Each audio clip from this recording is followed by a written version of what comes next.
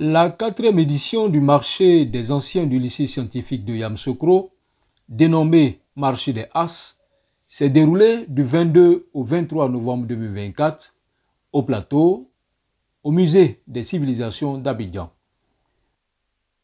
Cet événement phare a mis à l'honneur l'intelligence artificielle et son rôle crucial dans le développement de l'innovation et de l'entrepreneuriat en Côte d'Ivoire et au-delà. Le vendredi 22 novembre a marqué le début officiel des activités du marché des As. Dès le matin, les visiteurs ont pu arpenter les allées du marché pour découvrir les stands exposant les dernières innovations en matière de technologie, d'intelligence artificielle et d'entrepreneuriat. Ce sont près d'une vingtaine d'entreprises qui ont exposé, une liste d'exposants qui couvre une large gamme de secteurs allant de la technologie et l'informatique à l'agriculture, en passant par l'immobilier, le coaching et les associations. Des démonstrations interactives et des animations captivantes ont enrichi cette journée dédiée à l'exploration des opportunités qu'offre l'IA. Les stands ont eu l'honneur d'accueillir le ministre Thierry Tano, ancien du lycée scientifique de Yamoussoukro, AS3, troisième promotion. Très attaché aux activités du réseau des As, sa présence a marqué les esprits. Bien qu'il n'ait pas pu assister à la conférence en raison de contraintes de temps et de réunions prévues toute la journée, il a tenu à visiter les stands, prenant le temps d'échanger avec chaque intervenant. Visiblement satisfait, il a également acheté des produits sur chacun des stands. La conférence inaugurale, riche en échanges, a abordé le thème central de l'événement, l'intelligence artificielle au service de l'innovation et de l'entrepreneuriat. Animée par des experts de renom, cette conférence a permis d'approfondir les enjeux liés à l'IA dans le monde des affaires et de l'innovation. Parmi les intervenants, le docteur Kouraogo Yakuba, enseignant-chercheur à l'Université virtuelle de Côte d'Ivoire, a partagé ses connaissances sur les applications actuelles et futures de l'IA. Gérard Conan, entrepreneur, architecte de solutions cloud et expert en cybersécurité, a également exposé comment l'IA transforme les secteurs technologiques. Christian Abel Fleurisson, consultant en stratégie de transformation, a quant à lui présenté des perspectives concrètes pour l'intégration de l'IA dans les stratégies d'entreprise. C'est un peu difficile de chercher à définir comme ça globalement c'est quoi l'intelligence artificielle, ça risque de nous prendre du temps. Pour simplifier, je peux dire que c'est un ensemble d'outils, d'applications, de plateformes et de technologies qui permettent d'exploiter très rapidement des grandes quantités de données et pour pouvoir en déterminer ou en faire découler des modèles. Et ces modèles vont permettre à une entreprise, à un individu de prendre des décisions plus rapidement, à un individu de pouvoir mieux comprendre les données qui sont introduites et même pourquoi pas aujourd'hui de générer des données complémentaires à partir des données qu'on aura introduites. Comme je l'ai dit à la fin de la conférence, c'est de faire en sorte que tout le monde puisse comprendre que l'IA est une véritable révolution qui a commencé depuis déjà quelques années et qui a pris un tournant radical il y a quelques mois et qui va continuer à se développer et qui ne va pas manquer d'impacter ou de modifier le monde dans lequel nous vivons. Donc il appartient à chacun de s'arranger pour comprendre ces technologies-là, ces tendances-là et de savoir comment les utiliser, les exploiter au quotidien. Et dans ce monde, il y a une capacité qui est fondamentale que chacun doit développer, c'est la curiosité et la capacité d'apprendre en permanence. Parce que si on ne le fait pas, on va être tous dépassés par ces technologies et on risque de ne pas pouvoir, on va dire, s'adapter à ce nouveau monde qui est en train d'arriver ou qui est déjà là. Je pense que la thématique d'aujourd'hui était portée sur l'IA, l'innovation, et l'entrepreneuriat auprès des PME. Du coup, on a tenté de développer dans quelle mesure les PME peuvent adopter l'IA pour favoriser les tâches quotidiennes et automatiser également et puis optimiser. Parce que l'IA est un outil qui favorise ces points. Donc, on a échangé là-dessus, que ce soit au niveau des PME, mais en même temps aussi au niveau des secteurs transversaux également. Ce que je dirais, c'est que l'intelligence artificielle est un outil d'avenir dont l'État a pris l'affaire à bras le corps en essayant de mettre en place une stratégie nationale de cette technologie. Donc, tous les secteurs transversaux sont censés adopter cette technologie pour la mise en œuvre de leur process dans l'entreprise. Je crois qu'ils n'ont pas le choix à la mesure où ça favorise une certaine optimisation. Donc, tout le mal qu'on peut leur souhaiter, c'est d'adopter cette technologie et bon vent à tous les secteurs d'avenir. Merci beaucoup. L'objectif de ce panel était de mettre en évidence l'impact de l'intelligence artificielle sur l'innovation dans un cadre de l'entrepreneuriat en Côte d'Ivoire. Nous avons échangé, nous avons mis en évidence que la base du problème est déjà l'établissement des processus, la bonne compréhension de la digitalisation, avant éventuellement d'aborder les questions de IA. Car en effet, l'IA, comme on ne le dit pas souvent, sont simplement des outils digitaux qui peuvent aider dans le processus, mais déjà il faut que l'entreprise soit structurée et avoir des processus avant d'envisager déjà une démarche de digitalisation. Déjà, avant de se demander ce que l'IA peut nous apporter, c'est déjà de se poser la question de qu'est-ce que l'IA nous apporte. Étant donné que nous utilisons tous maintenant des téléphones portables avec la géolocalisation, c'est déjà de l'IA. Avec tout ce que nous avons comme prévision sur la météo, c'est de l'IA. C'est déjà de comprendre ce que c'est que l'IA, ce que l'IA nous apporte dans notre quotidien. Dans un cadre entrepreneuriat, alors c'est de voir comment est-ce que l'IA va nous aider dans la réduction de nos coûts, la réduction du temps de travail et dans la réduction des erreurs afin de pouvoir répondre efficacement au marché. Pour la Côte d'Ivoire, l'essentiel serait de créer les cadres propice pour pouvoir développer les solutions de l'IA, car la question d'éthique et de morale est très importante. Certaines personnes ont peur du développement de la technologie de l'IA en pensant que l'IA va remplacer le travail. Déjà, je dis faire un petit bac sur l'histoire. La machine à vapeur a été remplacée par les moteurs. Maintenant nous voyons les moteurs électriques, c'est de voir est-ce que les boulots ont disparu. On aura une mutation de certaines fonctions. Et ces mutations vont demander de la compétence et donc il va falloir se mettre au travail car nous constatons maintenant que beaucoup de jeunes, beaucoup de personnes ne sont pas trop intéressées à la formation. Le renforcement des capacités va s'imposer avec l'utilisation des nouvelles technologies. Je vous remercie. Dans un autre registre, la coach en programmation neurolinguistique, Augusta Lagos, a animé une conférence intitulée « Booster vos rêves avec l'IA ». Elle a expliqué comment l'intelligence artificielle peut être un levier puissant pour atteindre ses objectifs professionnels et personnels en combinant développement personnel et technologies innovantes.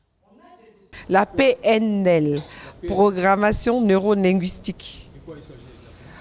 Alors c'est une approche qui fait un lien entre notre manière de penser, neurologique, c'est ça, et notre langage, donc linguistique, et les comportements que nous répétons qui sont devenus des automatismes. Ce sont des programmes. Et donc la PNL vient nous apporter des outils, des techniques de transformation de tous nos programmes qui sont devenus limitants et qui nous empêchent d'avoir une vie satisfaisante. Donc elle nous aide à intégrer des nouveaux programmes pour développer notre potentiel. Alors vous faites la PNL tous les jours, parce que tous les jours, vous copiez quelqu'un qui réussit quelque chose, ça c'est de la PNL. Chaque jour, vous-même, vous savez analyser vos comportements de réussite pour les reproduire. Moi, j'étais une maman qui s'occupait de ses enfants et de sa maison, tout simplement. Je tond la pelouse chez moi, je lave le sol chez moi. Quand j'ai découvert la PNL, j'ai su que ça, c'était bien ce que je faisais. Mais j'ai su que je pouvais encore faire autre chose. et que je pouvais aider les gens à faire autre chose aussi de leur vie. Et moi, ce que j'ai envie de faire, c'est d'être comme un soleil sur la rosée du matin, qui apporte de l'espoir, qui se dit que c'est possible. Et que tout n'est pas dans le résultat que je vais atteindre ou pas atteindre. Mais le fait que je fasse des actions pour aller vers ce résultat, je deviens plus forte. C'est ça, en fait, moi, qui m'intéresse dans les choses. Faites-vous confiance, rêvez grand, et vos rêves viennent à vous pour être réalisés. Donc, ayez une vision claire et commencez à faire les premiers petits pas dans la direction de vos rêves. L'atelier animé par Blechi Daniel, expert en social media management et fondateur de l'agence de communication Afrolink, a permis aux participants de découvrir comment les chatbots alimentés par l'IA peuvent transformer la gestion de la présence en ligne des entreprises. Un véritable outil pour améliorer l'engagement des utilisateurs et automatiser la communication. La présentation d'aujourd'hui, c'était principalement sur comment booster sa présence sur les réseaux sociaux grâce à l'intelligence artificielle. Parce qu'aujourd'hui, tout le monde a est sur les réseaux sociaux. Et nous avons cette nouveauté-là, ce vent de fraîcheur qui est l'intelligence artificielle, qui vient pour nous aider à améliorer nos activités et tout. Donc pour nous qui sommes sur les réseaux sociaux, qui essayons de mettre en avant les réseaux sociaux, nous voyons qu'il est vraiment important d'allier réseaux sociaux et puis l'intelligence artificielle. Parce que grâce aux réseaux sociaux, nous arrivons à automatiser nos données, nous arrivons à pouvoir permettre à divulguer des réponses automatiques avec des éléments tels que les chatbots et tout et tout. Donc grâce aux réseaux sociaux, je peux planifier un contenu sur une semaine, sur 2 semaines. Je peux permettre au chatbot de pouvoir répondre aux commentaires de ma plateforme et tout. Donc vraiment aujourd'hui, on ne peut plus vivre sans les réseaux sociaux et surtout pas vivre sans monter dans le train qui est l'intelligence artificielle. L'intelligence artificielle en lui-même, c'est un robot. Donc c'est un programme informatique qui, dopé avec des données, permet de pouvoir exécuter certaines tâches. Donc sur des plateformes de réseaux sociaux, comme on a dit tout à l'heure. Mais en plus de ça, ça peut aider sur des sites web, ça peut aider dans le domaine médical, dans le domaine sportif et tout. Donc vraiment, c'est ce programme informatique dopé à l'information, dopé à l'algorithme qui permet de pouvoir réaliser toutes ces choses automatiques. Donc il réagit comme l'être humain, mais ce n'est pas l'être humain en fait. Blaise Sévérin, PDG de Robot, a animé un atelier pratique sur la domotique, montrant comment connecter sa maison grâce à des technologies intelligentes pour améliorer le confort et la sécurité. Cet atelier a été un grand succès, attirant de nombreux participants intéressés par l'avenir de l'habitat connecté. Le thème de la présentation était la domotique, comprendre la domotique et la pratiquer. Voilà, la domotique, comme je l'ai dit lors de ma présentation, est le futur de la maison. Voilà. Donc il est important que nous ne soyons pas des analphabètes dans ce domaine-là. Donc il s'agissait lors de cet atelier de donner les bases de la domotique, expliquer ce que c'est et surtout faire un peu de pratique pour que les participants touchent du doigt le fonctionnement. Ce que je peux dire, je conseille à tout un chacun de ne pas rater le train de l'innovation. Voilà. Je l'ai dit lors de cet atelier. Il y a encore quelques années, on avait des téléphones qui ne servaient qu'à appeler. Aujourd'hui, nous sommes dans le monde du smartphone où le téléphone fait beaucoup plus. C'est la même chose, c'est cette même mutation-là qui est en train de se passer au niveau de la maison. Voilà. La domotique, c'est-à-dire la maison intelligente, est le futur de la maison. Voilà. J'invite vraiment tout un chacun à prendre ce train-là et ne pas rester en marge de cette innovation-là. Comme je le disais à la Garden Party, on constate que pour les précédentes innovations, donc les précédents cycles d'innovation, l'Afrique n'avait pas participé. Elle a comme été surprise en fait. Et maintenant, c'est la globalisation. On a une concurrence internationale et on est tous, on est nouveaux, tous, devant cette 6e vague d'innovation. Et on a quelque chose à apporter, en fait. On a notre place à prendre et il faut avertir les gens, il faut donner l'information, il faut partager l'information et surtout partager aussi aux plus jeunes pour qu'ils prennent une place importante en fait pour l'Afrique. Les vagues d'innovation, elles sont entre les plus longues, on dirait, je pense 50 ans par là, les premières. Celle-ci, on va dire que ça va sur 25 ans. Donc là, on est au tout début, on a encore du chemin à faire et il faut être prêt. Donc on fait cet événement en fait pour avertir, pour informer. Et le nerf de la guerre, c'est l'information. La journée du samedi 23 novembre a débuté avec une conférence inspirante sur le pôle économique de l'amicale des anciens du lycée scientifique de Yamoussoukro, 2 ALC.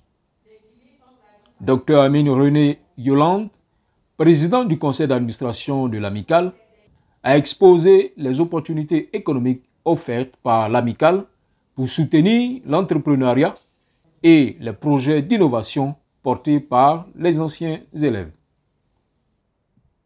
L'intervention a porté sur l'un de nos projets, c'est le projet dispositifs sociaux et un deuxième projet opportunités d'affaires. Le premier projet, c'est-à-dire dispositifs sociaux, consiste à contracter avec des entreprises aussi bien dans le domaine du commerce que des services pour que les AS, c'est-à-dire les anciens du scientifique qui font partie de l'amicale en abrégé, la 2AIC, et qui sont des membres actifs, c'est-à-dire à jour de leur cotisation 2024, puissent bénéficier de remises commerciales très avantageuses et de conditions avantageuses avec ces différentes entreprises. Et donc j'ai présenté les 5 entreprises avec lesquelles nous avons déjà contracté et les différentes remises et avantages que ces entreprises accordent. Et puis j'ai présenté aussi les différents projets en termes d'opportunités d'affaires en hôtellerie, en microfinance, en agro-pastoral. Et puis nous proposons aussi d'initier la Cité des As, des logements dans lesquels les As vont venir pour acheter des maisons. Je lance un appel à tous les membres de la communauté des As de participer aux activités que nous initions, que ce soit les activités du conseil d'administration, que ce soit des activités initiées par des promotions, que ce soit des activités comme le marché des As auquel nous sommes, de participer en présentiel. On a aussi des activités en ligne, de se connecter et puis aussi de contribuer financièrement et matériellement. L'un des moments forts du marché des As a été le concours d'idées à la création d'entreprises dénommé Innovas. Les finalistes ont eu l'opportunité de pitcher leur projet devant un jury composé de professionnels du secteur. Le concours a été remporté par WAC System, une entreprise fondée par un étudiant en Master 1 de mécatronique et génie électrique à l'INPHB de Yamoussoukro. Un prix bien mérité pour cette initiative novatrice qui illustre l'énorme potentiel entrepreneurial des jeunes talents ivoiriens. Alors moi, ma solution que j'ai proposée à ce concours, c'est une solution qui va aider à la production de l'énergie électrique au niveau Afrique et voire international. Donc c'est un système, disons, électromécanique qui est doté de plusieurs éléments tels que l'IoT, l'Internet des objets, et puis également de l'intelligence artificielle et de la mécanique classique pour produire en fait de l'énergie électrique. Alors la particularité de notre système, c'est que déjà il est autonome depuis la phase de prototypage. Donc ça fait déjà une grande particularité. Et la deuxième particularité qu'on pourrait citer, c'est qu'il est vraiment écologique dans la mesure où il ne contribue pas à tout ce qui est effet de serre, tout ce qui est dégradation environnementale. Nous sommes dans un pays en voie de développement principalement orienté beaucoup plus volet agricole. Donc notre système va aider les agriculteurs à pouvoir motoriser en fait leur système afin de produire tout ce qui est la production contre saison. Et également aider les endroits éloignés qui ont du mal à avoir accès à l'énergie électrique, de pouvoir motoriser leurs actions, que ce soit au niveau de comment est-ce qu'ils obtiennent de l'eau potable, ils pourront motoriser leurs pompes, comment est-ce qu'ils obtiennent de la lumière chez eux à la maison, ils pourront vraiment être satisfaits grâce à ce système en fait. Donc c'est une part penser à ceux qui sont dans ces besoins. Et également nous-mêmes qui vivons en ville, principalement sur les immeubles, nous avons besoin des alimentations de secours. Donc ce système également pourra également aider à contribuer en termes d'alimentation de secours pour nous qui sommes citadins. Là, j'ai eu le prix de meilleur projecteur qui est composé d'un ordinateur et également d'une somme de 200 000 francs CFA. Et là, je suis très heureux parce que ça va m'aider également dans mon projet pour la suite. Merci beaucoup.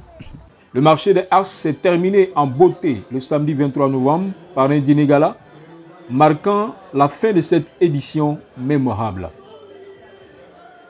Un spectacle de clôture dirigé par le chorégraphe Herman Nikoko Yao a offert un moment de célébration de la culture ivoirienne tout en mettant en avant la créativité et l'innovation sous toutes ses formes. Donc, je m'appelle professeur Messa Assi Lazare, l'Université de Lille, AS4. On m'a demandé de faire passer le message tout en vous disant que le buffet est tout ouvert.